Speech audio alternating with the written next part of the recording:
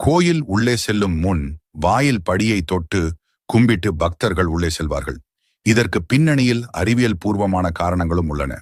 வாசல் படியை தொட குனியும் போது அது ஒருவரின் உடம்பில் உள்ள சூரிய நாடியை இயங்க வைக்கிறது. படிக்கட்டை தொட்ட பிறகு வலது கை விரல்களை நம் நெற்றியில் புருவ மத்தியில் உள்ள ஆக்ஞா சக்கரம் மீது வைத்து அழுத்த வேண்டும். இது நம்மிடம் உள்ள தீய சக்திகளை விரட்டுவதோடு தெய்வீக அதிர்வலைகளை நமக்குள் கோயில் உள்ளே செல்லும் முன் வாயில் படியை தொட்டு கும்பிட்டு பக்தர்கள் உள்ளே செல்வார்கள். இதற்கு பின்னணியில் அறிவியல் பூர்வமான காரணங்களும் உள்ளன. வாசல் படியை தொட குனியும் போது அது ஒருவரின் உடம்பில் உள்ள சூரிய நாடியை இயங்க வைக்கிறது.